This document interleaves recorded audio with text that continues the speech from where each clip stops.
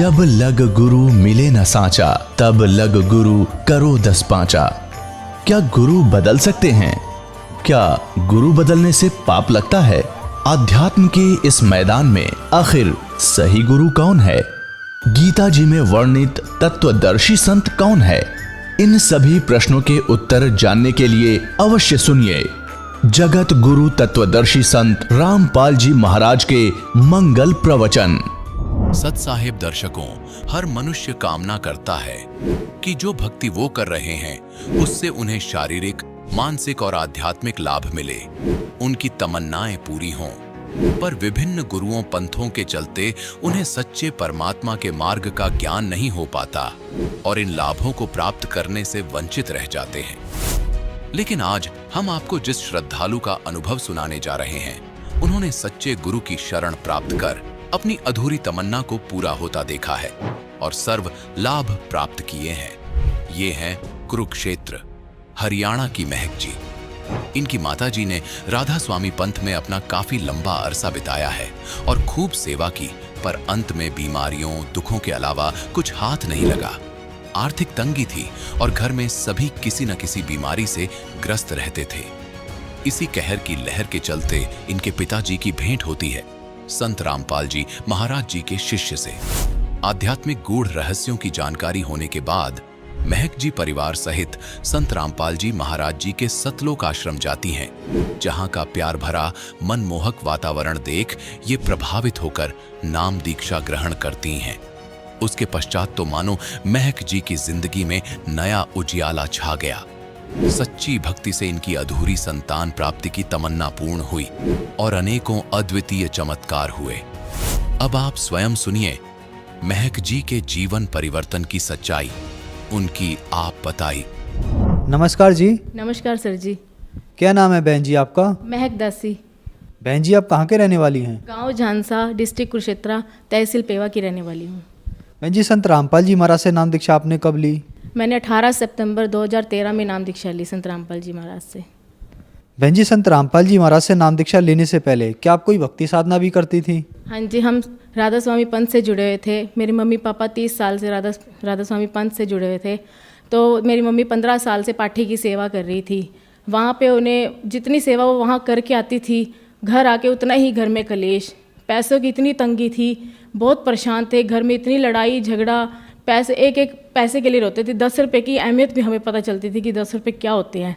इतने हम दुखी हो चुके थे इस पंथ में जुड़ के। पर हम किसी को ये नहीं कह सकते थे कि हम इतने परेशान हैं या कुछ, हम किसी को ये नहीं बता सकते थे। हमने देवी देवताओं की पूजा करी। मेरे पापा का एक्सीडेंट हुआ, ट्रेन एक्सीडेंट हुआ, मेरे पापा का टांग कट गई उनकी। फिर भी लोग ये कहते थे कोई नहीं, पर बचा लिया इनको, बाबा जी ने बचा लिया। हम पर इतने दुखी थे, इतना घर में कलेश, हम बिल्कुल बेरोजगार ही हो गए थे। मेरे पापा घर बैठ गए थे, चंडीगढ़ एडमिट रहे इतना टाइम। फिर उनकी जब टांग ठीक हुई तो फिर उसके बाद वो उनकी बॉडी की सारी नसें ब्लॉक हो गई थी।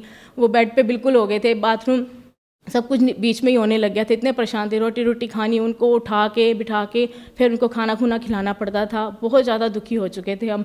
फिर हम मेरे पापा, जैसे ही मेरे पापा का एक्सीडेंट हुआ था, हमारी शॉप थी, स्वीट हाउस था, तो हमारा काम बिल्कुल ठप हो गया। हलवाई भी छोड़ के चला गया। बहुत ज़्यादा काम, 10 रुपये की सेल भी नहीं रह गई थी हमारी दुकान पे। घर से ही लेके खा रहे थे जो भी खाना था। तो मेरा भाई जॉब करता था, वो अप डाउन करता था, करनाल जाना, कहीं भी जाना। तो हमने सोचा वो दुकान सेल कर देते हैं तो हम कुरुक्षेत्र में घर ले लेंगे। तो हमने वो दुकान सेल करके हमने कुरुक्षेत्र में घर लिया। बहन जी तो फिर आप संत रामपाल जी महाराज की शरण में कैसे आए? हम संत रामपाल जी महाराज की शरण में यूँ आए, जब हम शिफ्ट हुए थे जिस दिन, मेरे पापा काम तो करते नहीं थे, वो घर ही बैठे रहते थे। तो जैसे ही गली में वो बैठ जाते थे। जैसे ही हम शिफ्ट हुए थे, तीसरे दिन ही मेरे पापा बाहर बैठे थे, तो वो आगे भगत जी, उन्होंने बताया कि ऐसे ऐसे राधा स्वामी पंथ ये है वो है। गलत बताने लगे कि वो वहाँ ज्ञान सही नहीं है, भक्ति सही नहीं है, काल के नाम दिए जाते हैं, वो भक्ति बिल्कुल गलत है, आप बिल्कुल काल के मुँह में जाओगे, आप सही भक्ति नहीं कर रहे, संत रामपाल जी महाराज की शरण में आओ। तो मेरी मम्मी, जब मेरे पापा ने आके घर बताया कि ऐसे ऐसे एक बंदा आया है कि ऐसे ऐसे गुरुजी बाबा जी के बारे में गलत बोल रहा है, तो मेरी मम्मी ने कहा उस बंदे को घर नहीं पढ़ने देना, वो घर नहीं आना चाहिए वो बंदा। मैंने उस बंदे को देखना भी नहीं है कि वो घर गुरुजी हमारे बाबा जी की निंदा करता है। वो रोज़ आता, रोज़ मेरे पापा को समझा के जाता। पुस्तक दी उसने, मेरे पापा पुस्तक पढ़ते थे 3 महीने तक। वो फिर मेरी मम्मी कहने लगी एक बार चलो उसको लेके आओ, कहता क्या है। वो बताता था कि आपकी सारी तंगी, आर्थिक तंगी ठीक हो जाएगी, आपको सारे सुख मिलेंगे, कोई तंगी नहीं रहेगी, शारीरिक सुख, आर्थिक सुख, मानसिक सब प्रकार के आपको सुख मिलेंगे संत रामपाल जी महाराज की शरण में आने से। तो जैसे ही वो, फिर मेरी मम्मी ने कहा उनको एक बार घर लेके आना। जब वो भगत जी हमारे घर आए तो हमें ज्ञान समझाते रहे 3 महीने। वो भगत जी हमको ज्ञान समझाते रहे कि ऐसे ऐसे परमात्मा आए हैं, ये भक्ति है। संत रामपाल जी महाराज ये भक्ति शास्त्र अनुसार भक्ति कराते हैं कि ये सही भक्ति क्या है, वेदों में क्या लिखा है, कुरान में क्या लिखा है, शास्त्रों में क्या लिखा है, तो बाइबल में, ग्रंथ साहिब में क्या लिखा हुआ है कि परमात्मा कौन है। राधा स्वामी पंथ में हमें यही बताया जाता था कि परमात्मा निराकार है, बूंद सागर में जाके समा जाती है, उनका सिर्फ प्रकाश है, वहाँ पे कोई परमात्मा नहीं है। तो फिर वो ऐसे ऐसे बता के हमें जाते थे। अचानक ऐसे हुआ, जैसे मेरी मम्मी को कहा, फिर मेरी मम्मी पापा मान गए नाम लेने के लिए कि हम नाम ले लेते हैं। तो भगत जी को घर बुलाया कि ऐसे ऐसे नाम लेना। गुड़िया रोई जा रही है कि उसने नाम लेना है, उसके मन में पता नहीं क्या हो रहा है कि मैंने नाम लेके आना है। जब हम अगले दिन संत रामपाल जी महाराज की शरण में जब हम गए, तो जब हम आश्रम में गए, इतना अच्छा माहौल वहाँ पे, सारे कह रहे थे भगत जी करके, इतने प्यार से आदर से बुला रहे थे। वहाँ निःशुल्क नाम दीक्षा मिली हमें, खाना पीना सब कुछ निःशुल्क था, और देसी घी का भंडारा होता था वहाँ पे। वहाँ ऐसा माहौल हमें कहीं भी देखने को नहीं मिला। संत रामपाल जी महाराज की जब शरण में गए हम, तो जब हम लाइन में, जब दर्शनों की लाइन में लगे, तो हमें संत रामपाल जी महाराज ने जब दर्शन दिए, सिर पे हाथ रखा। जब मेरी मम्मी के सिर पे हाथ रखा तो मेरी मम्मी के सिर पे ऐसी चक्की, मम्मी कहती ऐसी चक्की घूमी कि इतना सिर से जैसे पता नहीं टनों वजन मेरा सिर से हल्का कर दिया परमात्मा ने। मेरी मम्मी ने कहा कि गुरुजी हम संत रामपाल जी महाराज, जब हम राधा स्वामी पंथ से जुड़े थे 30 साल से, तो संत रामपाल जी महाराज ने कहा बेटा तुम काल के जाल से बच के आए, परमात्मा ने तुम्हें निकाल लिया वहाँ से। हम ऐसे संत रामपाल जी महाराज की शरण में आए। बहन जी, संत रामपाल जी महाराज से नाम दीक्षा लेने के बाद क्या आपको कोई लाभ भी प्राप्त हुए? हाँ जी सर, संत रामपाल जी महाराज की शरण में आने से पहला लाभ तो मुझे ये हुआ, मैंने कोई गुरु नहीं बनाया था। प्रथम गुरु मेरे संत रामपाल जी महाराज थे और आखिरी गुरु भी संत रामपाल जी महाराज ही हैं, क्योंकि इन्होंने मुझे गुरु के बारे में कुछ नहीं पता था कि गुरु होता क्या है, ये गुरु क्यों बनाते हैं। गुरु होता है वो हमें इतने सुख दे सकता है, हमें मोक्ष करा सकता है। मेरे को सतलोक के बारे में कुछ नहीं पता था, ये स्वर्ग क्या होता है, सतलोक नरक, कुछ नहीं, मेरे को इस बारे में कोई जानकारी नहीं थी। मेरे को संत रामपाल जी महाराज की शरण में आने से ही सारी जानकारी मिली है कि मोक्ष क्या होता है, ये नाम क्या होते हैं, ये काल के नाम है, ये नाम कैसे होते हैं, इनसे क्या सुख मिलता है, क्या नहीं मिलता। ये हमें संत रामपाल जी महाराज की शरण में आने से मेरे को मिला। सबसे पहला लाभ तो मुझे यही मिला। संत रामपाल जी महाराज की शरण में आने के बाद मेरी मम्मी की थायराइड की प्रॉब्लम ठीक हो गई थी। मेरी मम्मी थायराइड की गोली खाती थी, 8-10 साल से मेरी मम्मी थायराइड की गोली खा रही थी। वो संत रामपाल जी महाराज ने नाम लेने से वो मेरी मम्मी की दवाई बंद होगी, अब वो ठीक है। थायराइड की प्रॉब्लम उन्हें उसके बाद कोई प्रॉब्लम नहीं आई। तीसरा लाभ मुझे ये मिला, मेरी शादी के बाद मेरे पास बेबी नहीं था, मेरे को डेट की प्रॉब्लम थी। तो मैंने उस दिन मैं बहुत परेशान थी, मैं दवाइयाँ कर करके थक गई थी। मैं इतनी दुखी हो गई थी कि मैं दवाई खाना, मेरे को एक जहर लगता था कि मैं दवाई खा रही हूँ, मेरे से खाई नहीं जाती। मैं संत रामपाल जी महाराज की अरदास करती थी कि परमात्मा मेरी दवाई छुड़वा दो, मेरे से दवाई नहीं खाई जाती। मैं इतनी थक गई थी दवाइयों से, इतने धक्के खा चुकी थी डॉक्टरों के 2 साल से।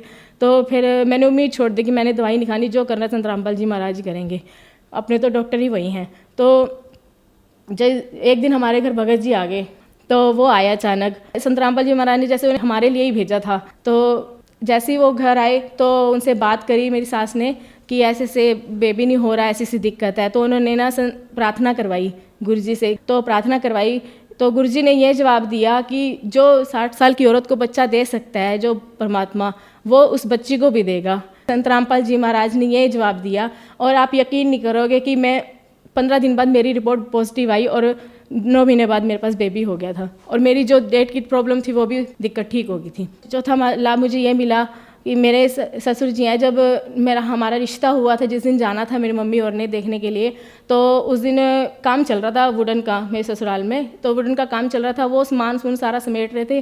तो ना पौड़ी पे चढ़े हुए थे, वो पौड़ी स्लिप करती थी, पर वो पौड़ी से फर्श गीला था, पैर चप्पल गीली होने की वजह से ना वो पौड़ी से पैर स्लिप हो गया और उनकी एड़ी की हड्डी क्रैक होगी। तो डॉक्टर ने बोला कि आपका ऑपरेशन हो गया। वो पहले उनको अम्बाला ले गए, वहाँ मेहंदी रहता डॉक्टर, उन्होंने कहा आपका ऑपरेशन किया जाएगा। 1-2 और डॉक्टर को भी अम्बाला में दिखाया, फिर चंडीगढ़ भी लेके गए 1-2 बार, पर वहाँ पे कोई इनको राहत नहीं मिली। उन्होंने कहा कि आपका ऑपरेशन ही होएगा। तो पर पापा के मन में प्रेरणा है कि एक बार आप प्रार्थना करवा ले। तो गुरुजी ने आशीर्वाद दिया, कि बेटा आप ऑपरेशन करवा लोगे तब भी ठीक हो जाओगे, नहीं करवाओगे तो भी ठीक हो जाओगे। जैसे ही प्रार्थना का जवाब आया था तो थोड़ी देर बाद मेरी सास ने कहा कि ऐसा करो आप एक बार चल के तो देखो, 1-2 कदम चल के तो देखो। जब गुरुजी ने, संत रामपाल जी महाराज ने कहा है कि आप आराम आ जाएगा, ऑपरेशन के बिना ही आराम आ जाएगा, तो फिर आप चल के देखो। जैसे ही मेरे पापा चलने लगे, 2-4 कदम रखे, उनको दर्द कुछ नहीं महसूस हुआ और वो सही चलने लगे। और उसके बाद आज 5 साल हो गए हैं मेरी शादी को, अब तक ठीक है वो, उनको कोई दिक्कत नहीं आई है। नहीं तो डॉक्टर ने ऑपरेशन बोल दिया था, वो भी ऑपरेशन में रिस्क बोला था कि आप ठीक हो सकते हो कि नहीं हो सकते हो, कोई गारंटी नहीं है इस चीज़ की। और छठा मुझे ये हुआ था कि मेरे पास ससुर जी ने ना शॉप सेल करी थी हमारी रिलेशन में ही। तो हमारे ना पैसे उसने दिए नहीं, 2.5 साल हो गए थे, 8 लाख रुपए थे, हमारी पैसे नहीं मिल रहे थे। हमने कितनी बार उसको बोला, पापा बहुत दुखी होते थे, परेशान होते थे, रकम छोटी नहीं थी, परेशानी बहुत ज़्यादा हो रही थी कि कैसे मिलेंगे हमें पैसे। हम उसको इतना बोलते थे, वो कहता मेरे पास अभी नहीं है, प्रॉपर्टी बहुत मंदी हो रही है, मैं नहीं दे सकता अभी। तो वो कहता था ये शॉप ले लो। तो फिर मेरे पापा कहते थे नहीं हम नहीं लेते ये वाली शॉप। तो हमारी दुकान के सामने थी, जो दुकान हमारी है उसके सामने ही शॉप थी। तो फिर वो पापा प्रार्थना करवा लेते हैं गुरु जी को, परमात्मा तो सारे काम संवार देते हैं। तो मेरे पापा ससुर जी बोले, कहते करवा ले प्रार्थना। फिर मैंने एक दिन प्रार्थना करा ली, उनको बताए बिना ही मैंने प्रार्थना करवा ली। तो गुरु जी ने बोला था कि कोई बात नहीं, अपना परमात्मा दया करेंगे। फिर 1-2 महीने बाद ही परमात्मा ने हमें वो दुकान ही दिलवा दी, हमारे पैसे परमात्मा ने वापस दिलवा दिए। और वो पैसे हमें पता ही नहीं चला कहाँ से आए। हमने गाड़ी भी ली नवी, तो गाड़ी के लिए भी हमने लोन करवाया, उस दुकान के लिए भी लोन करवाया था। वो लोन बंदा खुद चल के हमें लोन के कागज़ देने आया, हम नहीं तो खुद लोन करवाना हो तो बैंक हमें खुद जाना पड़ता है। वो उसके मन में परमात्मा ने पता नहीं संत रामपाल जी महाराज ने क्या प्रेरणा करी, वो बंदा चल के खुद हमारी दुकान पे वो हमें पेपर पकड़ाने आया। तो एक और लाभ ये है कि मेरे पित्ते में पथरी थी, जो डॉक्टर ने मुझे कह दिया था, जितने भी डॉक्टर थे मेरे को यही कहते, जिनके पास गई मैं, उन्होंने मेरे को ये बताया कि आपके पित्ते में पथरी है, आपका ऑपरेशन ही होगा, गॉल ब्लैडर निकाल दिया जाएगा, तो इसका और कोई इलाज नहीं है। और उसके बाद कोई खाने में इतनी दिक्कत, सब कुछ इतनी दिक्कत, इतनी मैं ये सोच के घबराती थी कि क्या बनेगा मेरा, मैं कुछ भी खाऊंगी मेरे को दिक्कत रहेगी। क्योंकि मेरे रिलेशन में कई ऐसे हैं तो जिन्होंने ऑपरेशन करवाया और वो बहुत दुखी हैं। तो मैं बहुत दुखी होती थी। मेरी डिलीवरी भी ऑपरेशन से हुई थी, मेरे को बहुत परेशानी थी कि मैं अब नहीं ऑपरेशन करवाना चाहती, जो करेंगे गुरु जी ठीक करेंगे। मैंने गुरु जी को प्रार्थना कराई, गुरु जी ने कहा कि परमात्मा भक्ति करो, अपने परमात्मा दया करेंगे। तो मेरी डिलीवरी के महीने बाद ही मेरे को इतनी दर्द उठ गई थी, महीने बाद दर्द उठती थी, वो मेरी दिनों दिन बढ़ती चली गई। रोज़ मेरे को दर्द रहने लगी, खाना पीना मेरा हराम हो गया था कि मैं 1 मिनट भी, अगर एक निवाला रोटी का भी गले से नीचे उतर है ना, तो मेरे को दर्द उसी टाइम शुरू हो जाती थी कि मैं क्या खाऊं, मैं भूखी मर जाती थी। अपने बच्चे को फीड देनी, मैं इतनी परेशान हो जाती थी, मैं करूँ तो करूँ क्या। बस गुरु संत रामपाल जी महाराज आप ही मेरे को ठीक करो, मैं तो बहुत परेशान हो गई हूँ। तो जैसी मेरी दर्द इतनी बढ़ गई, 2-3 दिन तो मेरे से कुछ नहीं खाया गया। हम डॉक्टर पास गए इंजेक्शन लगवाने दर्द का, तो उन्होंने कहा कि आप ना वहाँ कुरुक्षेत्र दिखा लो डॉक्टर को, अग्रवाल डॉक्टर है वहाँ पे दिखाओ। उन्होंने कहा, फिर उनसे राय ली, उन्होंने कहा स्टंट डलेगा आपका। तो स्टंट डलने के बाद आपको पित्ता निकाला जाएगा, क्योंकि मेरी जो गॉल ब्लैडर की पथरी थी वो नली में फंस गई थी और इसकी वजह से जॉन्डिस हो गया था। जॉन्डिस की वजह से मेरी हालत ज़्यादा ख़राब हो गई थी, दर्द इतनी रह रही थी, वो सूज गई थी। 4.2 mm की नली थी और पथरी फंसने की वजह से 9.4 mm की हो गई थी नली। तो उसकी वजह से इतनी दर्द होती थी, उसी वजह से ही मेरे से खाया पिया नहीं मुझसे जाता था। जब हम डॉक्टर पास गए, डॉक्टर ने कहा कि आप पंचकुला जाओ, वहाँ पे स्टंट डलेगा, स्टंट डलने के बाद आपका ऑपरेशन किया जाएगा। तो फिर हम वहाँ गए, वहाँ पे हम स्टंट डलवा के आए। स्टंट डलवाने के बाद मेरी दर्द तब भी ख़त्म नहीं हुई। वो नली में से पथरी जरूर निकल गई, पर मेरी दर्द नहीं गई, स्वेलिंग जो थी उसकी वजह से मेरी दर्द नहीं गई। तो जब हम आए, एडमिट रही 4 दिन मैं अग्रवाल हॉस्पिटल में, बहुत ज़्यादा परेशान हो गई मैं। डॉक्टर ना आगे टालते गए कि आपकी डेट आगे रख देंगे, आप हफ्ते बाद आ जाना। उन्होंने कहा ऑपरेशन कर देते। मैं कहा नहीं, मैंने ऑपरेशन नहीं कराना, मेरा मन इतना था मैं ऑपरेशन नहीं कराऊंगी, जो करेंगे गुरु जी ठीक करेंगे, मैं दर्द सहन कर लूँगी, पर मैं ऑपरेशन नहीं करवाऊंगी, मैंने नहीं अपना ऑपरेशन करवाना दोबारा। तो फिर मेरे फादर इन लॉ ने, पता नहीं परमात्मा ने क्या प्रेरणा करी कि जैसे जिस दिन हमने फिर स्टंट निकलवाना था, लास्ट दिन था स्टंट निकलवाने का, आखिरी डेट आई थी, तो मेरी सास के मन में प्रेरणा है कि चलो एक बार अल्ट्रासाउंड करवा लेते हैं, क्या रिपोर्ट आएगी। तो उन्हें फिर वहाँ जब गए हम कुरुक्षेत्र अल्ट्रासाउंड करवाने, तो मेरी गोल ब्लैडर में स्टोन एक भी नहीं था और मेरा गोल ब्लैडर बिल्कुल क्लियर था। मैं इतनी खुश हुई, परमात्मा के दंडवत प्रणाम किए संत रामपाल जी महाराज के आगे कि संत रामपाल जी महाराज आपने बहुत दया की। मैं इतना रोई संत रामपाल जी महाराज के आगे, परमात्मा ने मेरे ऊपर बहुत दया करी। जब हम आए घर, तो अगले दिन हमने वहाँ जाना था पंचकुला। जब हम गए तो वहाँ पे डॉक्टर को रिपोर्ट दिखाई, डॉक्टर तो हैरान हो गए कि पित्ते की पथरी निकल गई है और बिना ऑपरेशन के निकल गई है। तो हमने कहा हम संत रामपाल जी महाराज की शरण में जुड़े हुए हैं, उन्होंने ही हमारी पथरी निकाली है, नहीं तो हमने तो ऑपरेशन ही करवाना था। फिर हम स्टंट निकलवा के घर आए, उसके बाद मैं बिल्कुल ठीक हूँ, मेरे को कोई दिक्कत नहीं है। मैंने अल्ट्रासाउंड भी करवाया था, मेरी रिपोर्ट बिल्कुल नॉर्मल आई है, कोई दिक्कत नहीं है संत रामपाल जी महाराज की। जैसे ये परमात्मा संत रामपाल जी महाराज ने मुझे सुख दिए। सर ये मेरी रिपोर्ट है, गॉल ब्लैडर में मल्टीपल कैलकुली, तो थोड़ी छोटी छोटी पथरियाँ थी गॉल ब्लैडर में, भरा हुआ था गॉल ब्लैडर मेरा पथरी से। फिर ये इसके बाद ये मेरी स्टंट डलने से पहले की रिपोर्ट है, जब मेरी पथरी दिखाई गई थी। उसके बाद मेरी ये रिपोर्ट है, जब मैंने स्टंट निकलने से एक दिन पहले करवाई थी। ये गॉल ब्लैडर इस वॉल नॉर्मल इस थिकनेस, मतलब ये वाली रिपोर्ट है, कोई पथरी नहीं है, बिल्कुल क्लियर है पथरी। उसके बाद मेरे को कोई दिक्कत नहीं आई, मैंने 1-2 बार और अल्ट्रासाउंड करवाया, कोई भी दिक्कत नहीं आई, बिल्कुल नॉर्मल है।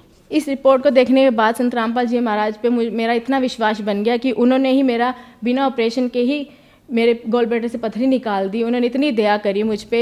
मैं सोचती थी परमात्मा लाभ कैसे देता है, कैसे करता है परमात्मा, ऐसे भी लाभ देता है, इतने सुख देता है परमात्मा। संत रामपाल जी महाराज ने मुझे इतने सुख दिए, मुझे नहीं उम्मीद थी कि ऐसे कोई सुख मुझे मिलेंगे। इतने लाभ दिए परमात्मा ने, संत रामपाल जी महाराज ने। अगर मैं सुबह से शाम हो जाएगी, मैं आपको ये लाभ बताते बताते, इतने छोटे छोटे लाभ दिए परमात्मा। मन की इच्छाएं सारी पूरी करते हैं। जो हम सोचते थे कि ऐसा कोई परमात्मा है जो हमारी इच्छा पूरी करता होगा, संत रामपाल जी महाराज वही परमात्मा ही है। संत रामपाल जी महाराज जिन्होंने मुझे इतने सुख दिए, और आज उनके गुणों का उनका गुणगान करती फिरती हूँ कि यही संत रामपाल जी पूर्ण परमात्मा है और इस धरती पर आए हुए हैं। जैसा कि आपने बताया कि पहले आप राधा स्वामी पंथ में जुड़े हुए थे, वहाँ आपने बहुत सारी भक्ति साधना की, वहाँ आप बहुत ज़्यादा परेशान भी रहे, आपके फादर भी बहुत ज़्यादा बीमार रहे, लेकिन आप लोग संत रामपाल जी महाराज की शरण में आए तो आपने बताया कि आपकी पथरी बगैर ऑपरेशन के संत रामपाल जी महाराज ने ठीक की। तो संत रामपाल जी महाराज में ऐसा क्या है जो इतनी भक्ति साधना करने के बाद भी पहले आप वहाँ ठीक नहीं हो रहे थे और फिर आप संत रामपाल जी महाराज के पास आकर ठीक हुए? संत रामपाल जी महाराज शास्त्र अनुकूल भक्ति कराते हैं, वेदों शास्त्रों से प्रमाणित भक्ति कराते हैं। उन्होंने ही बताया कि परमात्मा कौन है। संत रामपाल जी महाराज ने ही बताया कि पूर्ण परमात्मा कबीर साहब जी हैं, जो इस धरती पर 600 साल पहले भी आए थे और आज संत रामपाल जी महाराज के रूप में आए हुए हैं। तो उनसे हमने भक्ति जब प्राप्त करी, उन्होंने कहा आपको नाम लो, आपको नाम परमात्मा इन आपके भक्ति से ही देगा, सुख आपको भक्ति से ही मिलेंगे। और जैसे जैसे हम भक्ति करते गए, हमें संत रामपाल जी महाराज ने इतने सुख दे दिए कि आज उनकी गिनती नहीं है, इतने सुख दिए हैं। पर आज किसी घर में किसी प्रकार की कोई कमी नहीं है। आज संत रामपाल जी महाराज ने इतना कुछ दे रखा है हमें, आज हम उनके गुण गाते हैं परमात्मा संत रामपाल जी महाराज के, कि आज बहुत ज़्यादा उन्होंने हम पे दया कर रखी है। बहन जी, संत रामपाल जी महाराज से नाम दीक्षा लेने के बाद आपको बहुत सारे लाभ प्राप्त हुए, तो जो श्रद्धालु आज आपको देख रहे हैं, खास करके वो महिलाएं जो आज भी दुखी है, उनके लिए आप क्या कहना चाहेंगी? हम तो बहुत तुच्छ जीव है जो हम संदेश देना चाहेंगे। तो मैं तो यही कहना चाहूँगी, मेरी भाभी है जिसको बेबी नहीं हो रहा, मैं उसको कितने टाइम से बोल रही हूँ कि आप यहाँ आ जाओ, नाम ले लो, संत रामपाल जी महाराज की शरण में आ जाओ, आपको बेबी भी हो जाएगा, किसी प्रकार की कोई दिक्कत नहीं रहेगी। वो भी बीमार रहती है। मैं अपने ब्रदर को कहना चाहूँगी और सारे श्रद्धालुओं को यही कहना चाहूँगी कि आप संत रामपाल जी महाराज की शरण में आओ, नाम ग्रहण करो, कल्याण करवाओ। और मानुष जन्म दुर्लभ है, मिले ना बारंबार, तरवर से पत्ता टूट फिरे फिर बहु न लगता डार। ये मानुष जन्म 84 लाख योनियों के बाद एक बार ही मिलता है, और इसमें ही हमें अक्षर ज्ञान दिया संत रामपाल जी महाराज ने, परमात्मा ने, कि अक्षर ज्ञान होने से ही हम परमात्मा को पहचान पाएंगे, हम अपने वेदों शास्त्रों को खोल पाएंगे कि उसमें क्या लिखा है, परमात्मा के बारे में बता रखा है, क्या परमात्मा है, कौन परमात्मा, कैसे भक्ति मिलेगी हमें, शास्त्र अनुकूल भक्ति कौन करवा रहा है, हमें सिर्फ उन्होंने ही बताया है। और आपसे यही निवेदन है सभी से, चैनल पर संत रामपाल जी महाराज का संग आता है, उस पर नीचे पट्टी चल रही होती है, उसमें नंबर दिए गए हैं। आप अगर आपकी इच्छा बने संत रामपाल जी महाराज की कोई ज्ञान गंगा पुस्तक मंगवानी हो, तो आप वहाँ पे कांटेक्ट करके अपना निःशुल्क पुस्तक मंगवा सकते हैं और संत रामपाल जी महाराज की अपना शरण में आकर अपना कल्याण करवा सकते हैं। धन्यवाद जी। धन्यवाद जी। दर्शकों, अभी आपने सुने संत रामपाल जी महाराज से दीक्षा प्राप्त करके सुखी हुए भक्त के अनुभव।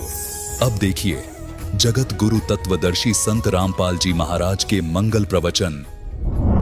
अपने आत्मा परमात्मा आकर बताया करते थे कि जिन धामों की आप पूजा करने जाते हो, इन धामों की कुछ कम से कम तुम स्थापना देखो कैसी हुई है। इन तीर्थों की ये स्थापना कैसी हुई, और फिर ध्यान से सोचो, विचार करो। आज बालक नहीं हो, आप शिक्षित हो, उनके इतिहास, उनकी जीवनी हमारे पास उपलब्ध है, उनको उन्हें विचार करके ग्रहण करो, उनको त्याग दो। देखो जितने भी तीर्थ हैं, धाम हैं और जितने भी ये पवित्र स्थल हैं, आदरणीय हैं, ये आदरणीय यादगारें हैं, लेकिन वहां जाने से मोक्ष नहीं हो सकता।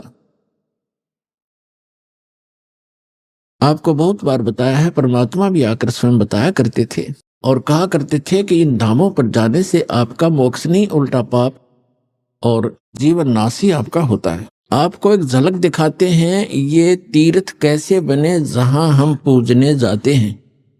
देखिएगा एक पुस्तक, ये पुस्तक है हिमालय तीर्थ और ये हमारे शंकराचार्यों द्वारा दिया गया ज्ञान है। ये है जेपी नबूरी इसका प्रकाशक है। ये देखिएगा हिमालय तीर्थ, जेपी नबूरी, उप मुख्य कार्यकारी श्री बद्रीनाथ केदारनाथ मंदिर समिति, ट्रैक्स एंड टूर्स कलकत्ता, और ये यहां से छपे। अब हम इसके आपको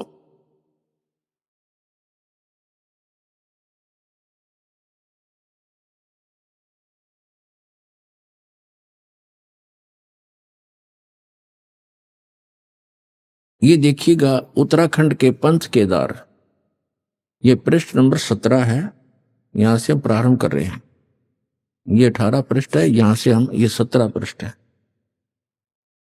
उत्तराखंड के पंच केदार श्री केदारनाथ भारत के उत्तर नागाधिराज की सुर में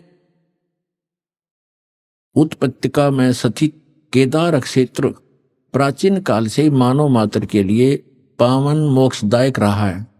इस क्षेत्र की प्राचीन एवं पौराणिक महत्व के संबंध में स्वयं भगवान शंकर ने स्कंद पुराण में माता पार्वती के प्रश्न का उत्तर अपने श्रीमुख से निम्न प्रकार दिया है। ठीक है, हे प्राणेश्वरी, यह क्षेत्र उतना ही प्राचीन है जितना कि मैं हूं। मैंने इसी स्थान पर सृष्टि की रचना के लिए ब्रह्मा के रूप में परब्रह्म तत्व प्राप्त करके सृष्टि निर्माण का शुभारंभ किया। तभी से स्थान मेरा चिर प्रिय समान है। भगवान शंकर का सुप्रसिद्ध ज्योतिर्लिंग भारत के विख्यात 12 ज्योतिर्लिंगों में से 11वां ज्योतिर्लिंग है। सुदूर उच्च हिमालय में समुद्र तल से 11,750 फीट की ऊंचाई पर श्री नर और नारायण ऋषि द्वारा प्रतिष्ठित है। पुराणों के अनुसार इस पुण्य फलदायी ज्योतिर्लिंग की स्थापना के संबंध में इसका इस प्रकार वर्णन अनंत रत्नों के जनक अतिशय पवित्र केदार नामक अत्यंत शोभा से युक्त शिखर पर पूर्व काल में महातपस्वी अपने आत्माओं ये तीर्थ और ये धाम कैसे बने हैं इसकी थोड़ी सी झलक दिखाएंगे, फिर दास मौखिक सुनाएगा, वो अच्छा समझ में आएगा। अब देखिएगा, अब हम 18 पृष्ठ पर आगे 17 पर पढ़ लिया। यहां पर पीछे से हमने पढ़ा है, यहां से फिर पढ़े। यह है कि पवित्र केदार नामक अत्यंत शोभा से युक्त शिखर पर पूर्व काल में महातपस्वी कौन? ऋषि श्री नर और नारायण ने, ये 2 ऋषि थे, नर और नारायण ने भगवान शिव को प्रसन्न करने के लिए बड़ी कठिन तपस्या की। इस तपस्या से तीनों लोकों में उनकी चर्चा होने लगी, जिसकी सभी लोकों में प्रशंसा होने लगी। फलस्वरूप भगवान शंकर भी नर नारायण की तपस्या से प्रसन्न हुए और उन्होंने प्रत्यक्ष प्रकट होकर ऋषियों को दर्शन दिए। दोनों ऋषियों ने भगवान भोलेनाथ के दर्शन किए। दर्शन से आनंद विभोर होकर स्तुतियों और मंत्रों से उनकी पूजा अर्चना की। भगवान शिव ने अत्यंत प्रसन्न होकर उनसे वर मांगने को कहा। भगवान शंकर की यह बात सुनकर उन दोनों ऋषियों ने देवादिदेव महादेव से प्रार्थना की। यहाँ, हे प्रभु, यदि आप प्रसन्न हैं और वर देना चाहते हैं तो अपने इसी स्वरूप में जगत कल्याण एवं हमारी पूजा प्राप्त करने हेतु यहाँ स्थित होवें, ताकि जगत का महान उपकार एवं भक्तों के मनोरथ आपके दर्शनों से परिपूर्ण हो। इस प्रकार भगवान शंकर नर नारायण की भक्ति से प्रसन्न होकर वहां स्थित हुए। देवादिदेव महादेव, यदि आप हम पर प्रसन्न हो तो भक्तों के कल्याण हेतु आप सदा सदा के लिए अपने स्वरूप को यहाँ स्थापित करने की कृपा करें। यहाँ आकर आपका दर्शन पूजन करने वाले मनुष्यों को आपकी अविनाशी भक्ति प्राप्त होगी। ऋषियों की प्रार्थना सुनकर भगवान शिव ने ज्योतिर्लिंग के रूप में वहां यह वास करना स्वीकार कर लिया। भगवान शिव से वर मांगते हुए नर और नारायण ऋषियों ने इस ज्योतिर्लिंग और इस पवित्र स्थान के विषय में जो कुछ कहा है वह अक्षर से सत्य है। इस ज्योतिर्लिंग के दर्शन पूजन तथा यहाँ स्नान आदि करने से भक्तों के लौकिक फलों की प्राप्ति के साथ साथ अचल शिव भक्ति और साथ ही मोक्ष की प्राप्ति भी सहज हो जाती है। हिमालय में केदार नामक पर्वत शिखर पर प्रतिष्ठित होने के कारण इस ज्योतिर्लिंग को श्री केदारेश्वर ज्योतिर्लिंग के नाम से जाना जाता है। केदार शब्द का शाब्दिक अर्थ है ऐसे स्थान से होता जहां दलदल एवं अति मात्रा में पानी हो। केदार क्षेत्र में यही स्थिति है क्योंकि भगवान शंकर जलधारा प्रिय हैं। नर और नारायण ऋषियों के पश्चात अन्य ऋषि मुनियों व भक्तों द्वारा यह ज्योतिर्लिंग पूजित रहा। तत्पश्चात महाभारत काल में पांडवों द्वारा गोत्र हत्या अर्थात महाभारत युद्ध में अपने भाई बंधुओं आदि की हत्या के पाप से मुक्त हेतु यहाँ पर देवादिदेव महादेव की आराधना की गई। इसी प्रसंग में पुराण में एक कथा आती है। अपने आत्मा पहले ये निष्कर्ष बताते थोड़ा उसके आगे और शेष पढ़ के सुनाऊंगा, क्योंकि अब ये वर्तमान में एक बहुत दुर्दांत घटना घटी है जिससे आत्मा रो रही है, दुखी है, क्योंकि वो भी हमारे की तरफ भटक रहे थे। परमात्मा के लिए वहां गए और वहां उनको क्या मिला सर्वविदित है, कहने की आवश्यकता नहीं। अब क्या बता रहे हैं कि नर और नारायण नाम के दो ऋषि वहां तपस्या करा करते उस दलदल में।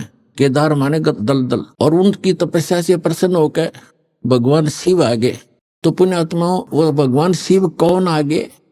इस काल के जाल को कबीर भगवान ने आके समझाया है कि ये काल जो है, जैसे इसने गीता अध्याय नंबर 4 के श्लोक नंबर 5 और 9 में कहा कि अर्जुन, मेरे और तेरे बहुत जन्म हो लिए, तू नहीं जानता मैं जानता हूं, मेरे जन्म और कर्म अलौकिक हैं। और गीता अध्याय नंबर 7 के श्लोक नंबर 24 और 25 में इसने बताया है कि मैंने एक प्रतिज्ञा कर रखी है, मैं अपनी योग माया से छुपा रहता हूं, मैं कभी किसी के सामने अपने वास्तविक रूप में नहीं आता। तो ये क्या करता है, जैसे कोई ऋषि साधना करता है, उसको किसी को विष्णु रूप में दर्शन दे देता है अपने पुत्र विष्णु के रूप में, तो वो ऋषि विष्णु का उपासक बन जाता है, उसी का ज्ञान प्रचार करता है कि सर्वेश्वर है, महेश्वर है, सबकी स्थिति पालन और संहार करने वाला यही है। कोई भक्त साधना कर रहा है तो किसी को ब्रह्मा जी के रूप में दर्शन दे देता है, तो वो कहता है कि ये ब्रह्मा जी हमारे सामने रहते हैं, देवता यही भगवान है, सर्वशक्तिमान है। मैंने समाधि दशा में इसके दर्शन किए, ये छुपाई है अपने आप को। इससे उन ब्रह्मा जी और विष्णु जी को भ्रम हो जाता है कि हम ही सचमुच भगवान है। इसी कारण से शिव पुराण में प्रकरण आता है, विद्वेश्वर संहिता के अंदर। एक बार ब्रह्मा जी गए विष्णु जी के पास और ब्रह्मा जी कहने लगे कि पुत्र तू मेरा खड़ा होकर सम्मान क्यों नहीं करता, मैं तेरा पिताया हूं, मैं तेरा जनक हूं, सारी सृष्टि का उत्पत्ति करता हूं। विष्णु जी लेटे लेटे कहते हैं कि आजा बेटा बैठ जा, तू मेरा पुत्र है, तो मेरी नाभि कमल से उत्पन्न हुआ, मैं ही सर्वशक्तिमान हूं, मैं सबका रचने वाला हूं। इस बात पर दोनों लड़ पड़े। फिर ये काल आ गया, वहां पर शिव रूप धारण करके इन दोनों के बीच में एक लिंग खड़ा कर दिया, तेजों में स्तंभ। ये लड़ना भूल गए, ऊपर नीचे ढूंढने लगे। फिर खुद आके प्रकट हुआ शिव रूप में, फिर इनको ज्ञान बताने लगा, क्या पुत्रो तुमने अपने आप को ईश मान लिया तो यू आर नॉट गॉड, तुम भगवान नहीं हो। तुमने 2 जॉब, 2 डिपार्टमेंट, 2 विभाग मेरे से प्राप्त किए हैं, मैं चीफ मिनिस्टर हूं यहाँ का। ये काल जो है एक ब्रह्मांड में चीफ मिनिस्टर का रोल समझो, और अन्य ब्रह्मा विष्णु महेश एक एक विभागीय मंत्री है। रजोगुण विभाग के ब्रह्मा जी और सतोगुण विभाग के विष्णु जी, यानी रजोगुण से जो क्रिया हो रही है जिसको हम उत्पत्ति कहते हैं, ये उत्पत्ति करता नहीं है, यह तो उत्पत्ति करवाता है। संतान उत्पत्ति हम उसके प्रभाव से करते हैं, और सतीथि ये विष्णु जी कहते हैं ये उत्पत्ति और सतीथि जो तुम्हें दी है मैंने, ये मेरे से प्राप्त है, तुमने तप करके प्राप्त किए, मैंने तुम्हें विभाग दिए। इसी प्रकार रुद्र और शिव को भी, शंकर को भी मैंने अलग से, महादेव महेश्वर को भी मैंने 2 करते दिए हैं, संहार और तिरोभाव। और बोलने वाला 5वां ये काल है, ये कभी अपने वास्तविक रूप में नहीं आता, ऐसे कभी विष्णु के रूप में, कभी शिव के रूप में, कभी ब्रह्मा जी के रूप में आता है। तो इसके जाल को समझने के लिए परमात्मा ने कथा सुनाई अपने प्यारी आत्मा धर्मदास जी को, जो धर्मदास जी ने कबीर सागर में लिपिबद्ध की, कि परमात्मा ने कहा कि ये गलतियां करके आत्मा यहाँ आ गई इस काल के साथ, इसके 21 ब्रह्मांड वाले विमान में बैठ के, और इसने यहाँ इनको इतना दुखी कर दिया। फिर ये चिल्लाने लगी, हे भगवान हमें सुख दे, हे भगवान हमें सुख दे, हम हाहाकार मच गई। तब परमात्मा कहते मैं आया, अपने पुत्र जोगजीत का रूप बना करके मैं वहां आके खड़ा होगा जहां तपस्या के ऊपर 1 लाख मानव शरीरधारी प्राणियों को ये नित्य खाता है, आहार करता है। और मेरे वहां आने से उस तपस्या की जलन बंद हो गई। वह आग जो कि तो गर्म ऐसे की ऐसी है, वो तपस्या, वो तई, वो बड़ी जो तवा होता है जिसपे उनको भूना जा रहा था, लेकिन उनको परमात्मा की कृपा से उस पर उपस्थित जितने भी 1 लाख जीव थे मनुष्यधारी जो वहां गई थी, उनकी आत्मा, उनको कष्ट बंद हो गया, उसका ताप बंद हो गया, तपत। तब उन्होंने ऊपर में उठाकर देखा कि भगवान हम कौन से दुख, कौन से पाप का यहाँ कष्ट भोग रहे हैं। तब परमात्मा ने कहा कि ये तुम्हारे इस लोक के पाप का दंड नहीं, तुम्हें ये दंड है, तुमने सतलोक में ये पाप किया था।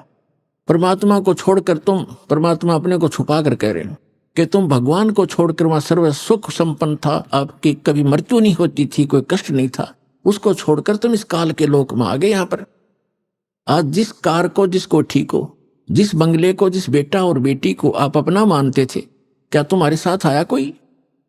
अपने आत्मा वहां तो सारी समझ में आ जाती है कि हाँ कुछ नहीं आया जी। फिर और तुम मरते थे, ये मेरा बेटा है, ये मेरी बेटी है, ये मेरा कार है, ये कोठी है, और भक्ति करते थे तो गलत कर रहे थे। हम प्रत्येक युग में जाते रहते हैं पर तुम सुनते नहीं। वो कहने लगे सभी भगवान हमसे गलती होगी, मैं माफ करो। कहते ऐसे माफ नहीं होगी। जब तुम जाए धरो जग तन देहा, तब तुम करना मम सत शब्द स्नेहा। जब कोई मेरा संत मेरी महिमा गाता हुआ तुम्हें मिल जाए और तुम्हें मानव शरीर प्राप्त हो, तुम तुरंत ग्रहण कर लेना और फिर तुम उस सत भक्ति करके उस लोक में चले जाओगे। अमर करूं सतलोक पठाऊं, ताते बंदी छोड़ कहां। इतने में वो काल आ जाता है। प्रतिदिन उसने टाइम फिक्स कर रखा है, इतने समय के बाद ये सभी आत्माएं उसके तपस्या पे भुनकर उनके अंदर से जो गंध वो निकालता है, वो निकल कर वो गंध रह जाता है। अब आप देखते हो यहाँ प्राणी गंदे पदार्थ तो बहुत आसानी से ग्रहण कर लेता खाने के लिए, पीने के लिए। शराब पीना, भांग पीना, सुल्फा पीना और तंबाकू पीना और फिर मांस खाना, चटपटे अटपटे खाना, ये तो बहुत खुश होकर ग्रहण करता है। क्यों? क्योंकि ये चाहता है कि जितना ये गंद अटपट खाएंगे उतना ही के अंदर गंदी वासना ज्यादा बनेगी, और तपस्या के ऊपर भूनने से वो सारी वासना वहां रह जाती है। कर्म ज्यों के त्यों रहते हैं, वो वापस आ जाता है, मरता नहीं। फिर अपने कर्मानुसार 84 लाख योनियों में उसके कर्मानुसार वो जाए, उस योनि में वो चला जाता है। तो उसी समय वो काल आ जाता है, और काल ने देखा अपने बड़े भाई जोगजीत को, जिस रूप में परमात्मा ने सतलोक से उसको निकाला था। जिन्होंने सृष्टि रचना पढ़ रखी है बच्चों, उनको खूब याद है। अब दास ज्यादा हिंट देगा आज के सत्संग में। सृष्टि रचना कभी आपको बताएंगे, और आपको सीडी वगैरह बनाकर भी दे रखी है, वो भी देख सकते। और उसने सोचा, काल ने, इस ज्योत स्वरूपी निरंजन सरपुरुष ने के मन में आई कि जोगजीत कैसे आ गया, ये कोई परम पिता का कोई संदेश लेकर आया है।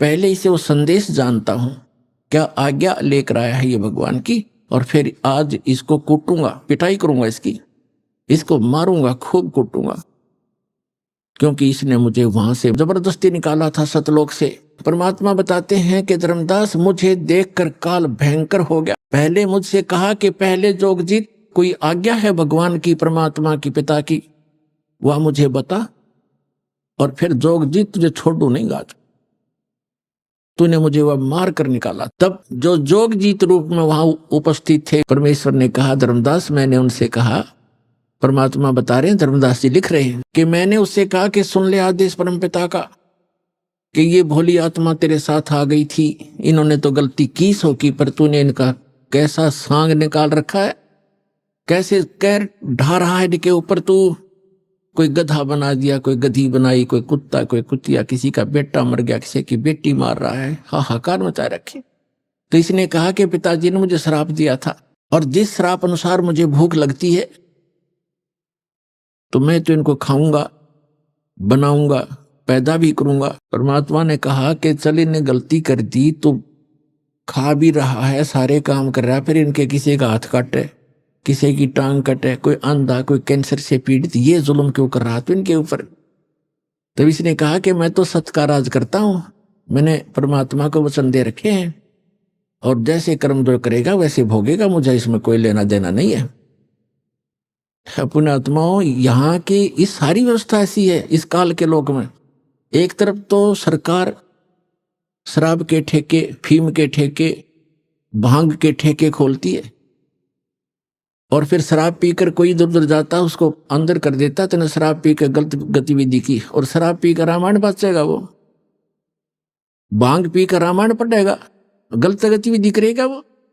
तो इसने ऐसा कर रखा है कि मैं तो सत्य का राज करता हूं, जो जैसे कर्म करेगा वैसा ही फल देता हूं। अब ये इतनी बकवादों की आविष्कार करवा दिया तो फिर ये बोली आत्मा तो गलतियां करेंगे ही करेंगे, तो कहते भोग लेंगे। इसने थोड़ा लेना देना, इसके हम इसके बच्चे नहीं है, हम इसके बच्चे होते तो ऐसा दुख देता ही है। आज केदारनाथ के ऊपर 20,000 आदमियों को मार देता अपने बच्चों को। हम इसके बालक नहीं है, हम इसकी प्रजा नहीं है, हम उस परमात्मा की प्रजा है, सतपुरुष के बच्चे हैं और हम अपनी गलती से इसकी कैद में फंस गए हैं। यहां से निकालने का एक तरीका है, हम स्वेच्छा से आए हैं, स्वेच्छा से ही वापस जाएंगे। जब हमारी यहाँ के लोग से दुखों से इतना मन हट जाएगा और वहां के सुख से हम इतने प्रभावित और प्रेरित हो जाएंगे और फिर सतभक्ति करेंगे, तब हम वहां जा पाएंगे। इसलिए आपको सारा ज्ञान प्रमाण दिखाए जा रहे हैं ताकि आपका यहां से मन हटे और भक्ति पर डटे और फिर वहां चलेंगे हम। परमात्मा ने कहा जोगजीत रूप में कि मैं नीचे जाऊंगा, परमात्मा ने भेजा हूं, और वहां जाकर तेरे सारे जाल को समझाऊंगा, सबको परमात्मा की महिमा बताऊंगा। जो सतपुरुष है, जो वास्तव में भगवान है, यथार्थ स्थान है, उसका तो नामो निशान मिटा दिया, तू स्वयं भगवान बन बैठे यहाँ का।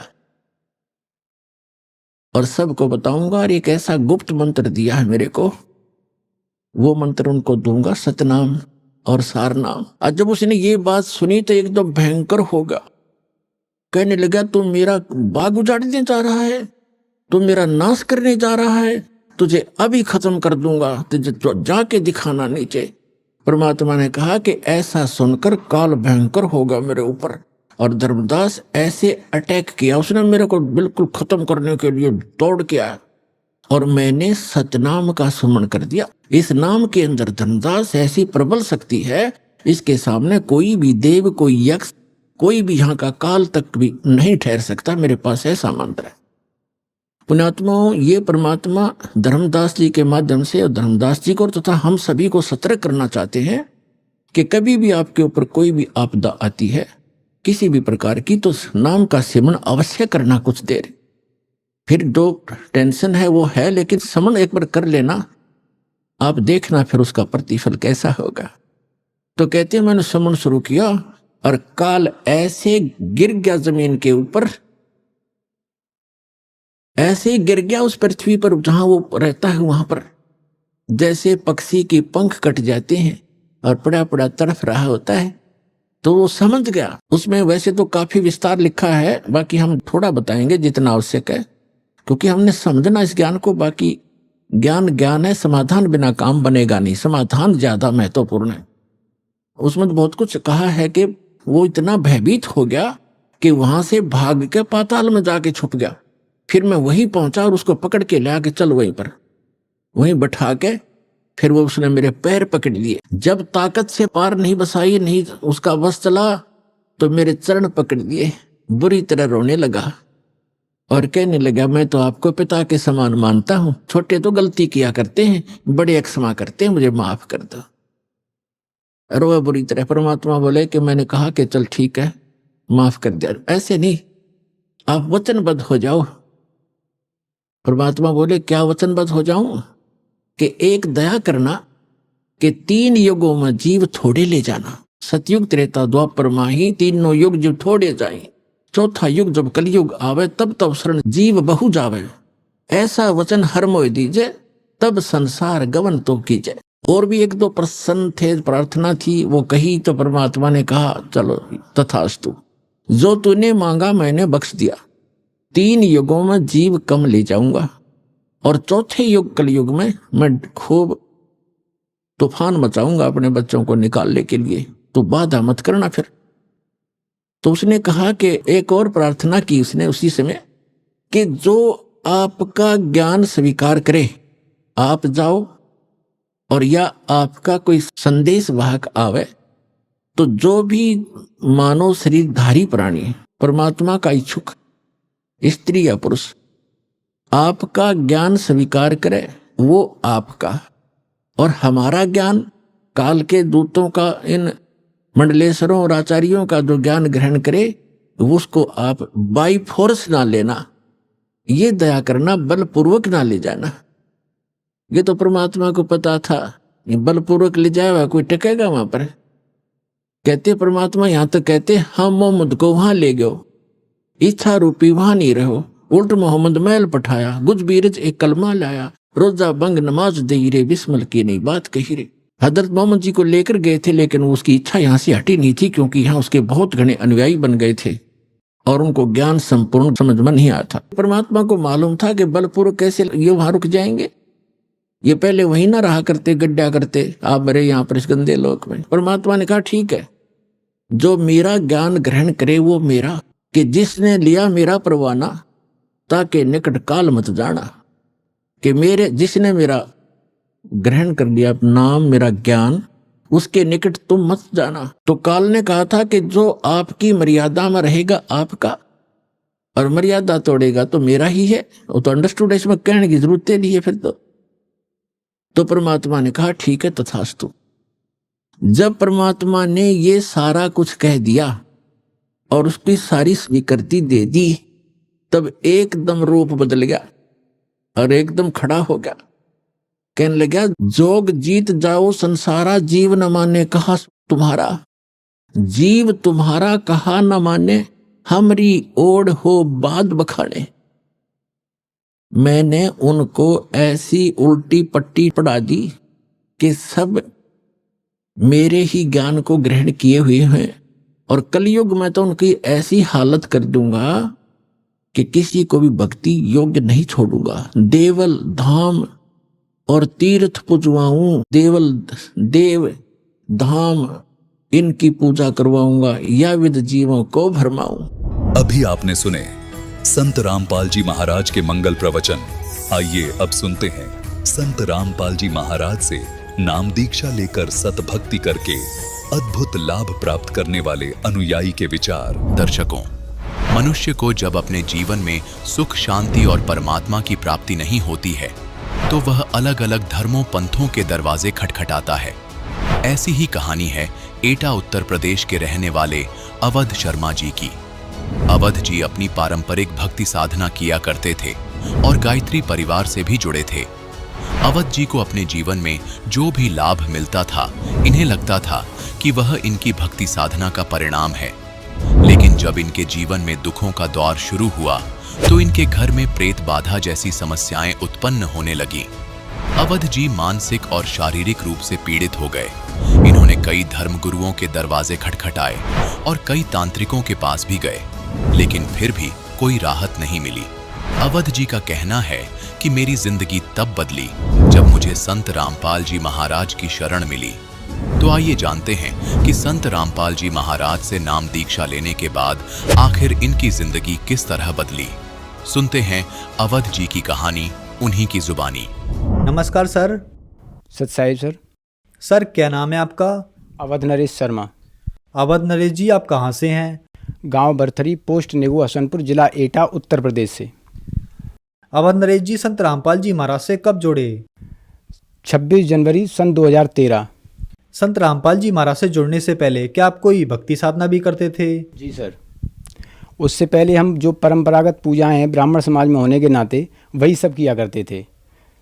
ब्रह्मा, विष्णु, महेश, दुर्गा, गणेश, हनुमान जी, इन सभी की मैंने अपना एक कमरा पूरा मंदिर नुमा बना रखा था। उसके अंदर सभी की फ़ोटो लगा रखी थी और वहाँ पर मैं वही पूजा किया करता था। बचपन से ही आध्यात्मिकता से जुड़े होने के नाते रामचरितमानस का पाठ भी करता था। उसके चलते क्योंकि मेरे परिवार में मेरे जन्म से पहले ही एक प्रेतबाधा प्रवेश कर गई थी। जो जलेसर वाला जैन खां बोलते हैं मियाँ, उसका बहुत बड़ा परिवार में हमारे में उसने आकर के अपना कब्जा जमा लिया था। उसने हमारे घर को तहस नहस कर दिया था, जिसके चलते मैं सोचा करता था कि मैं भगवान की भक्ति करूं तो ये शायद है संकट खत्म हो जाएगा, क्योंकि परमात्मा सब कुछ कर सकता है। उस परमात्मा की खोज में मैं इनकी सभी की साधना करता था, लेकिन वो प्रेतबाधा किसी तरह से शांत नहीं हुई और उस प्रेतबाधा ने मेरे पिताजी को पागल कर दिया। पागल करने के बाद उन्हें ख़त्म कर दिया। सन 95 में पागल होने के बाद वो मृत्यु को प्राप्त हो गए थे। अब उसके बाद उस प्रेतबाधा ने उससे पहले ही पिताजी के समय में ही हमारे ऊपर भी कब्जा किया, परिवार में बहन भाई, उसके बाद पिताजी के बाद में माताजी के ऊपर भी आने लगा वो। तो मुझे ये चिंता हुई कि ये जो है हमारे पिताजी को पागल करके मार दिया है, हो सकता है आगे चल करके तुम्हारे ऊपर भी ऐसे ही कर दे, माँ के ऊपर भी। तो और ये पागल कर दिया तो माँ के ऊपर ऐसी कंडीशन आ गई तो मैं किसको मुंह दिखाऊंगा। और मैं भक्तिभाव वाला बहुत ज़्यादा था।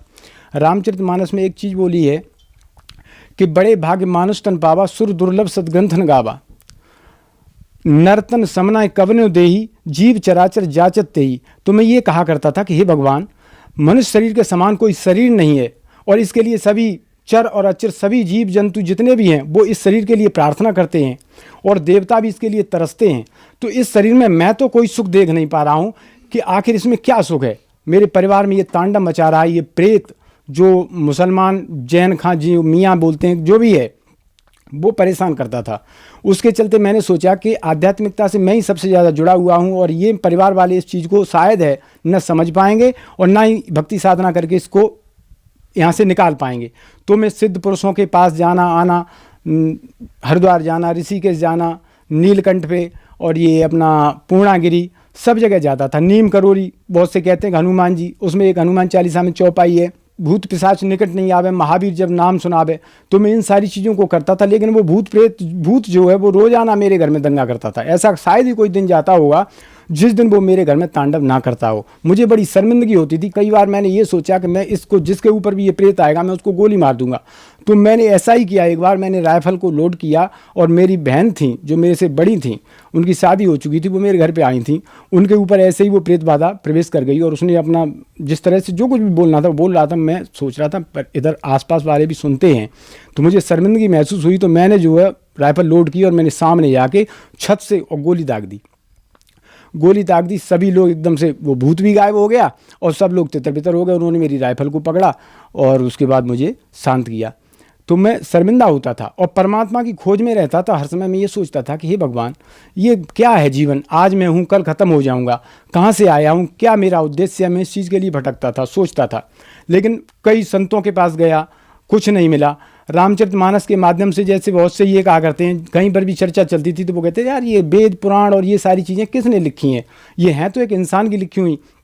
लेकिन रामचरितमानस में कहा है उत्तरकांड में कि ये जो वेद पुराणों के ऊपर चौपाई है उसमें कि जो वेद और पुराणों की निंदा करते हैं और उनको झूठा बताते हैं वो कल्प एक एक कल्प तक नरकों में डाले जाते हैं मनुष्य शरीर त्यागने के बाद में। तो मैं इस चीज़ को सोच करके भी थोड़ा सा आध्यात्मिकता से सोचता था कि नहीं भाई, मुझे ये गलती, मुझे तो परमात्मा के विधान को मानना है। इस चीज़ को मानता रहा बराबर, ठीक है। उसके बाद जब कहीं से कोई लाभ नहीं मिला, थक गया बुरी तरह से, तो एक बार मैंने सोचा कि मैं अब घर छोड़ के चला जाऊंगा। मैं हरिद्वार जाने के लिए मैंने कहा कहीं कंदराओं में जाऊंगा, कोई ऋषि, कोई सिद्ध पुरुष, क्योंकि मेरे साथ एक घटना घटी थी बहुत ज़बरदस्त। उसने मुझे हिला दिया था। मैं बराबर भक्ति करता था, हवन करता था हर पूर्णिमा को, तो इतना हिल गया मैं नास्तिकता के कगार पे पहुंच गया। लेकिन उस नास्तिकता से बचा क्यों रहा? क्योंकि मैं सर्प और बिच्छू के मंत्रों का भी इलाज जानता था, थोड़ा सा मंत्रों को। तो जब बिच्छू के विष को जहाँ पर काट लेता है वहाँ वो बिच्छू का जहर अंदर से और उस डंक का असर वहाँ पर आ जाता था। तो मैं सोचता था शक्ति तो है, इसलिए मैं बचा रहा। और वो जो मेरे को नास्तिक होने तक ले करके आई थी, उसने मुझे ऐसा कर दिया कि कहीं कुछ भगवान नहीं है। मेरे घर पे बहुत बड़ा मंदिर है, दुर्गा जी का, शंकर जी का, हनुमान जी का। मैं बराबर संध्या आरती शाम को करता था, घंटा बजाता था कि घंटा से कहीं बहुत दूर तक प्रेत बाधा नहीं होती। उसके चलते फिर मैं सन 2000 में गायत्री परिवार से जुड़ा। शांतिकुंज हरिद्वार से मैंने दीक्षा ली 13 वर्ष तक। सन 2013 जब तक मैं संत रामपाल जी महाराज के सानिध्य में नहीं गया तब तक मैं गायत्री साधना करता रहा। और इस सारी चीज़ से परेशान रहा।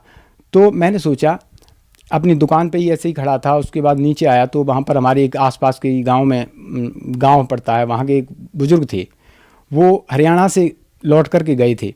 तो उनसे मैंने पूछा कि भैया जी, हमारे गांव के वैसे लोग जाते थे संत रामपाल जी महाराज के पास, तो मैं इनके ऊपर विश्वास नहीं करता था, संत महंतों के ऊपर मैं बहुत कम विश्वास करता था, क्योंकि मुझे रामकृष्ण की साधना ये सभी बताते हैं, तो मैं सोचता था कि इतना तो मुझे ज्ञान है ही है।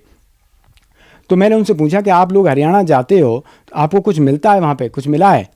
तो उन्होंने कहा कि हाँ, जितनी भी जगह है, मैंने 40 साल मैंने यहीं इसी तरह से भटक के बर्बाद किए हैं, और हरियाणा में जो संत रामपाल जी महाराज के पास है वो इस पृथ्वी पर कहीं नहीं है। तो मैंने कहा कि ऐसा क्या है कि आप कल हमारे पास आना, क्योंकि वो तांगे में बैठ रहे थे।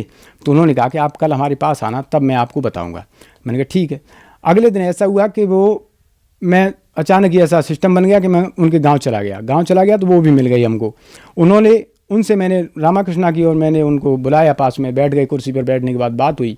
तो उन्होंने कहा कि हमारे पास एक पुस्तक है ज्ञान गंगा, वो मैं आपको दूंगा, आप उसको पढ़ना, और संत रामपाल जी महाराज इस पृथ्वी पर पूर्ण गुरु हैं। तो मैंने कहा अच्छा।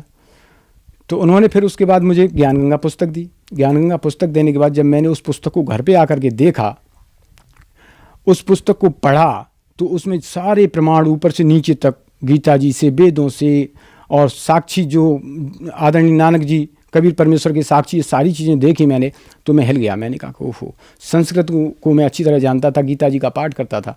तो गीता जी में मैंने तुरंत ही गीता जी को उठाया और मैंने उसमें मिलान किया। तो उसमें जो लिखा हुआ था गीता जी में, गीता अध्याय 7 का श्लोक 24 और 25, उसमें लिखा था कि अव्यक्तम व्यक्तिम आपन्नम मन्यते मामा बुद्धया परम भावम न जानन्तु ममा भय मनुत्तमम नाहम प्रकाश है सर्वस्व योग माया समावृत है मूढ़ा ना विजानात लोक माम जिमभयम, कि मैं अपनी सिद्धि शक्ति से, भक्ति की शक्ति से छुपा रहता हूँ और मैं किसी के समक्ष प्रकट नहीं होता। तो मैंने सोचा कि ये प्रकट नहीं होता, छुपा रहता, ये कौन है? उसके बाद सारी चीज़ें सृष्टि रचना पड़ी, फिर मैंने उसको पूरी तरह से पढ़ा, मैं हिल गया। मैंने कहा ये पूरा ज्ञान एकदम सटीक और सत्य है। तो मैं उस ज्ञान गंगा पुस्तक को पढ़ने के बाद आश्रम गया और 26 जनवरी सन 2013 को मैंने नामदान लिया संत रामपाल जी महाराज से। सर, संत रामपाल जी महाराज से नाम दीक्षा लेने के बाद आपको लाभ भी प्राप्त हुए? जी भगत जी, सबसे बड़ा हमें लाभ जो मिला वो आध्यात्मिक लाभ मिला कि मैं जहाँ भटक रहा था वो लाभ मुझे, एक तो पूर्ण परमात्मा की प्राप्ति हुई।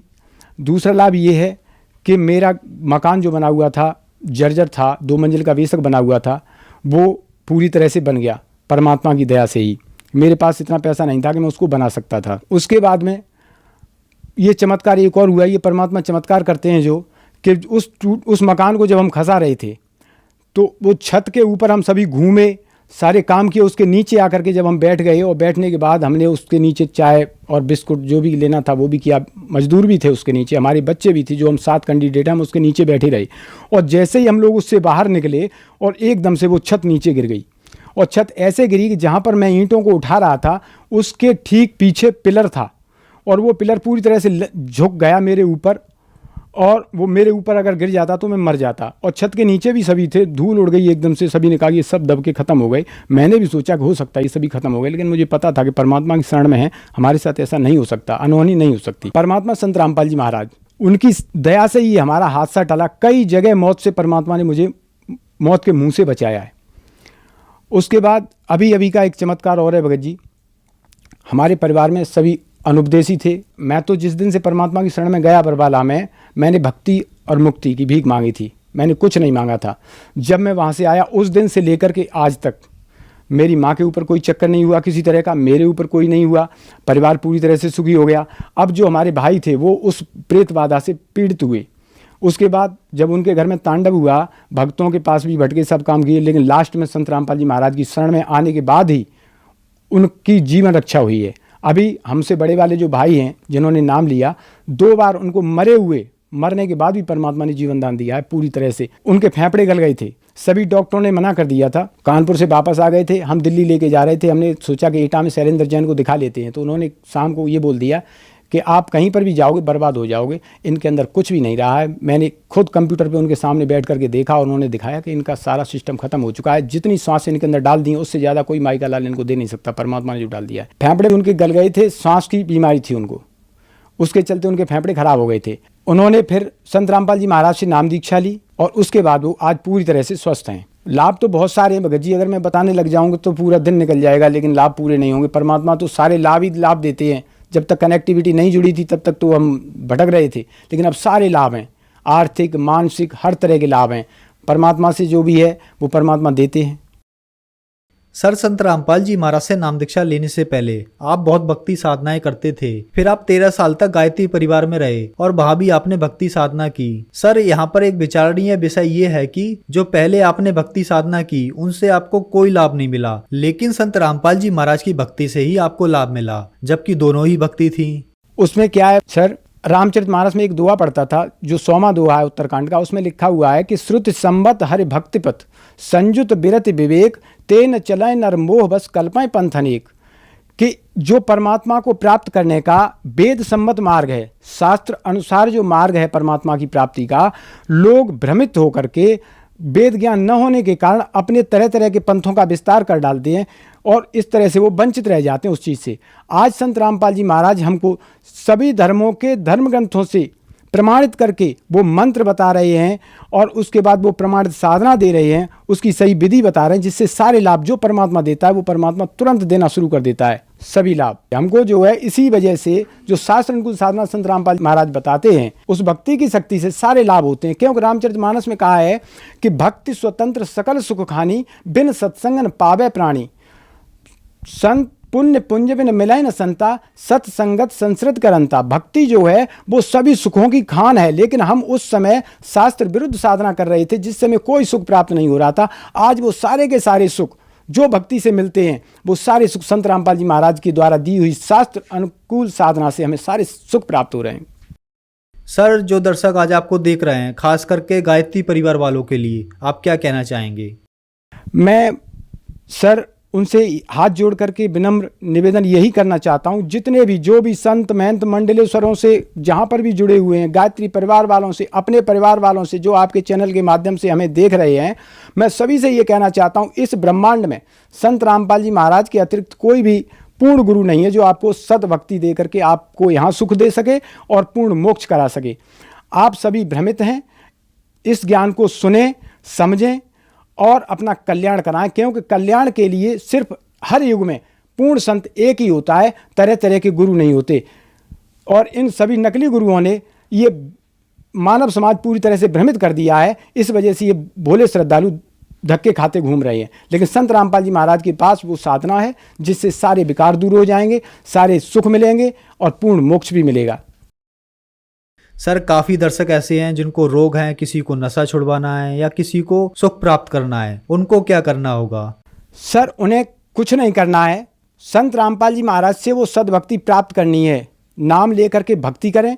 और जब अभी मैंने जो चौपाई बोली थी कि भक्ति स्वतंत्र सकल सुख खानी, सारे सुखों की खान है भक्ति, लेकिन वो हमारी शास्त्र अनुकूल होनी चाहिए। शास्त्र विरुद्ध साधना आप जो भी करेंगे, गीता जी के अध्याय 16 के 23वें श्लोक में कहा है अर्जुन से, काल भगवान ने कहा है कि हे अर्जुन, जो शास्त्र विधि को त्याग कर अपनी इच्छा से मनमाना आचरण करते हैं उनको ना कोई सुख मिलता है, ना सिद्धि प्राप्त होती है, ना उनकी कोई गति होती है, उसके बदले उनकी दुर्गति होती है।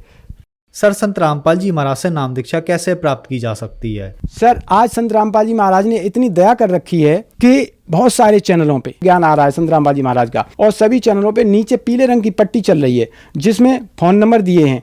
उन फ़ोन नंबरों को नोट करें और नोट करने के बाद आप उस पर कॉल करें। कॉल करने के बाद जहाँ पर भी जैसे भी हैं आप, वो अपनी स्थिति को बताएंगे कि हम यहाँ से हैं, तो वहाँ पर जगह जगह परमात्मा ने नामदान सेंटर खोल रखे हैं, वहाँ जा कर के आप नाम दीक्षा लेकर के अपना कल्याण करा सकते हैं। सर, बहुत बहुत धन्यवाद आपका। सत साहिब।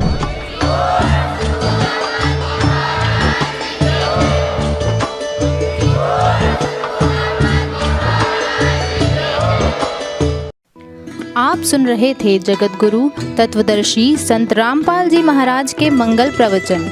अधिक जानकारी के लिए संपर्क करें।